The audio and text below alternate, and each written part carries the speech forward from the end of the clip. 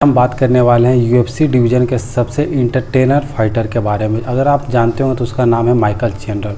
अगर आप Michael Chandler के जितनी भी फाइट देख लीजिए अभी तक यूएफसी में हुई है, कोई भी फाइट उसकी बोरिंग नहीं हुई है। और इनफैक्ट ये कहना गलत भी नहीं होगा कि यूएफसी ने जितनी माइकल चैंडलर को क्या बोलते हैं पुश किया है, इतने अच्छे फाइट दिए हैं, आई थिंक किसी और फाइटर को इतने अच्छे फाइट मिला होगा। अगर सबसे पहले हम माइकल चैंडलर की बात करते हैं तो माइकल चैंडलर का डेब्यू मैच ही जो हुआ था वो टाइटल के लिए हुआ था। अगर आपको याद नहीं तो मैं आपको याद दिलाता हूँ, जब जस्टिन गेजी और हबीब की फ़ाइट बुक हुई थी टाइटल के लिए, तो उस फाइट में जो माइकल चैंडलर जो है वो बैकअप फाइटर था। तो आप सोच सकते हैं कि जहाँ पर फाइटर 8 फाइट 9 फाइट के विन स्टिक पर है कि भी टाइटल फाइट नहीं मिलता, जैसे कि क्या बोलते हैं बेनिल दैरियस 8 फाइट के विन स्टिक पर भी था लेकिन उसे टाइटल फाइट नहीं मिला। उसके बाद अगर हम बात करते हैं आपकी बिलाल मोहम्मद की, तो वो भी आई थिंक 8 या 9 फाइट के विन स्टिक पर है, उसे टाइटल फाइट नहीं मिला। लेकिन माइकल चैंडलर इकलौता ऐसा फाइटर है जिसे आप सोचिए तो उसको डेब्यू करने के बाद सेकेंड फाइट उससे टाइटल फाइट मिल गई। जब उसकी यूएफसी में डेब्यू हुई थी जो डैन हुकर के खिलाफ हुई थी, उस फाइट में उसने फर्स्ट राउंड में नॉकआउट से जीता।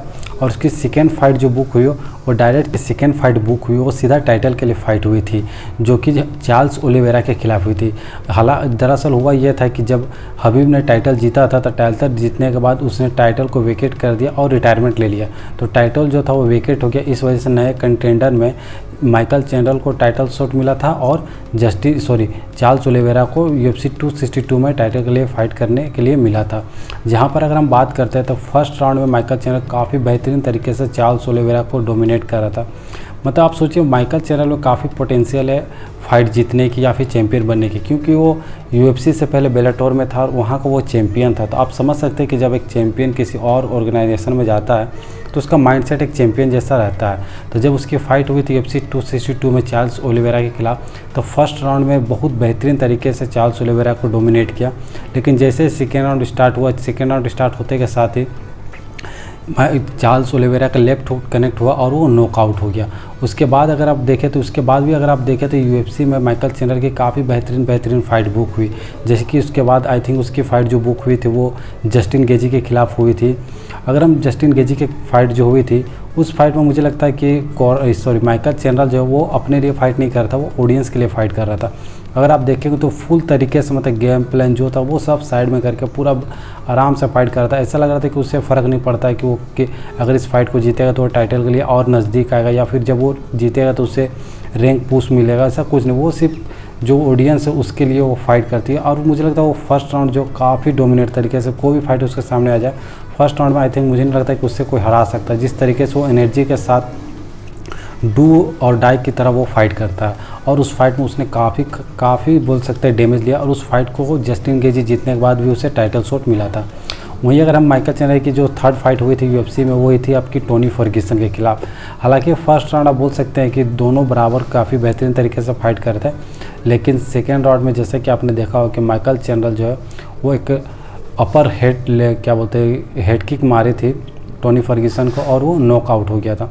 उसके बाद उसने एक फ़ाइट जीती। अभी तक यूएफसी में जितनी भी उसने फ़ाइट की उसमें से एक फ़ाइट जीती डैन हुकर के खिलाफ, सेकेंड फाइट हार गई चार्ल्स ओलिवेरा के खिलाफ, थर्ड फाइट भी वो हार गई जस्टिन गेजी के खिलाफ, फोर्थ फाइट जो उसकी हुई थी वो हुई थी टोनी फर्ग्यूसन के खिलाफ और उस फाइट में वो जीता था। उसके बाद जो उसकी फ़ाइट बुक हुई यूएफसी 281 में डस्टिन पोरिये के खिलाफ, जब वो फाइट बुक हुई थी तो ऐसा कहीं ना कहीं मुझे ऐसा लगता है कि माइकल चैंडलर फुल तरीके से प्रिपेयर था इस फाइट को जीतने के लिए, क्योंकि वो बोल रहा था मैं इस फाइट में रेसलिंग का भी यूज करूंगा और वैसा ही हुआ। फर्स्ट राउंड और सेकेंड राउंड काफ़ी बेहतरीन तरीके से माइकल चैंडलर ने फाइट किया।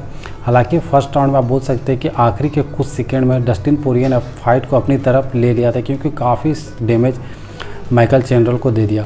वहीं सेकेंड राउंड जब स्टार्ट हुआ तो सेकेंड राउंड फुल तरीके से ग्राउंड पर डस्टिन पोरिये को डोमिनेट किया। जैसे ही थर्ड राउंड स्टार्ट हुआ, जैसा मैंने कहा वो फाइटर हमेशा ऑडियंस के लिए फ़ाइट करता है। वो मतलब कोई फाइटर ऐसा होता है कि वो चाहे कितना भी कोशिश करे अपने आप को काम रखने को, वो रख नहीं सकता। वही हाल है माइकल चैंडलर का।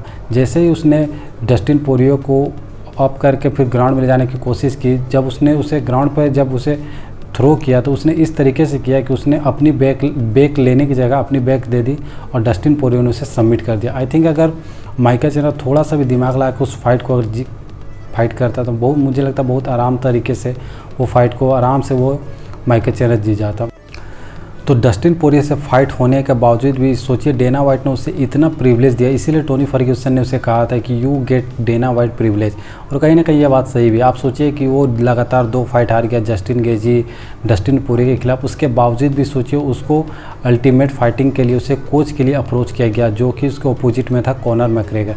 क्योंकि हुआ ये था कि जब टोनी फर्ग्यूसन को माइकल चैनर ने हराया था तो उसने कॉल आउट किया था कॉनर मैकग्रेगर को।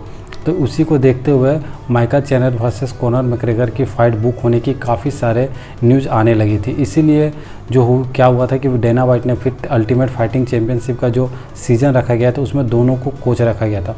हालांकि ऐसा कहा जा रहा था कि जब ये अल्टीमेट सीज़न जब ख़त्म होगी तो उस समय अनाउंसमेंट कर दिया जाएगा कि कब फाइट होगी। हालांकि ऐसा कहा जा रहा था कि दिसंबर के जो ये लास्ट दिसंबर होगी 2023 की, उसमें फ़ाइट बुक कर दिया जाएगा। लेकिन ऐसा हुआ नहीं, क्योंकि उसाडा के पूल में अभी तक कॉनर शायद आई थिंक इन नहीं किया डस्ट पूल में, इस वजह से अभी तक फ़ाइट बुक हुआ नहीं है। लेकिन अभी कुछ दिन पहले जब डेना वाइट कंटेंडर सीरीज़ का जब प्रेस कॉन्फ्रेंस हुआ था तो उसमें डेना वाइट से पूछा गया था कि माइकल चैनर के लिए क्या है। हालांकि आप देखें तो माइकल चैनर UFC 281 में फ़ाइट किया था, उसके बाद उसने अभी तक एक भी फ़ाइट नहीं किया।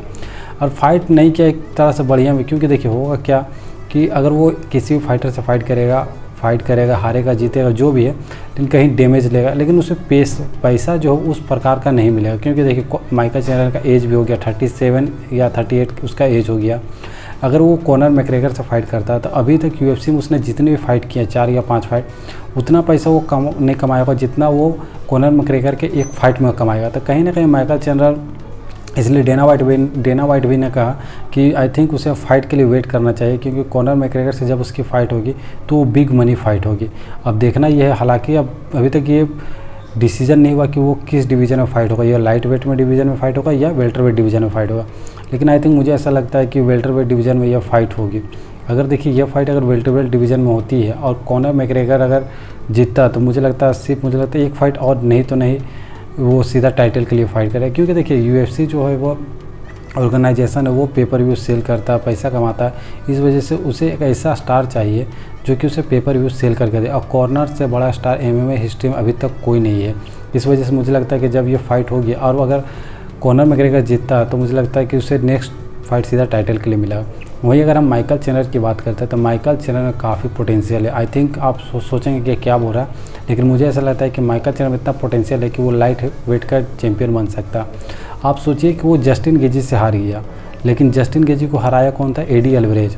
और एडी अल्वारेज को जो है वो माइकल चैनर हरा चुका है। तो आप सोचिए कि वो किस लेवल का फाइटर है, जहाँ पर चार्ल्स ओलिवेरा के साथ अधिकतर फाइटर ग्राउंड में नहीं जाने के लिए सोचता है। जैसे कि जब जस्टिन गेजी के साथ उसकी फ़ाइट हुई थी चार्ल्स ओलिवेरा के, तो चार्ल्स ओलिवेरा जब ग्राउंड में जाता था तो कोई भी फाइटर, जस्टिन गेजी भी नहीं गया था। जब डस्टिन पोरिये के साथ फाइट हुई थी तो डस्टिन पोरिये भी उसे नॉकडाउन किया था, तो वो भी ग्राउंड में नहीं जाता था। लेकिन माइकल चैनर एक लौता ऐसा फाइटर है जो UFC 262 में जब टाइटल के लिए फ़ाइट हुआ था तो जैसे ही चार्ल्स ओलिवेरा ग्राउंड पे गया तो इसने वो नहीं देखा कि मैं ये मोस्ट सबमिशन आर्टिस्ट है, ये तुरंत उसके साथ ग्राउंड पे चल गया और उसे जाके ग्राउंड पर भी डैमेज देने लगा। क्योंकि देखिए माइकल चैनर फाइटर बहुत अच्छा है, उसकी स्ट्राइकिंग भी काफ़ी बेहतरीन है और उसकी रेसलिंग भी काफ़ी बेहतरीन है। बस उसमें ये नहीं कि उसमें दिमाग नहीं कि किस तरीके से फ़ाइट किया जाए, वो पूरा एक्सप्लोजिव होकर फाइट करता है। उसे घंटा ना फ़र्क पड़ता है कि मैं हारूंगा या जीतूंगा।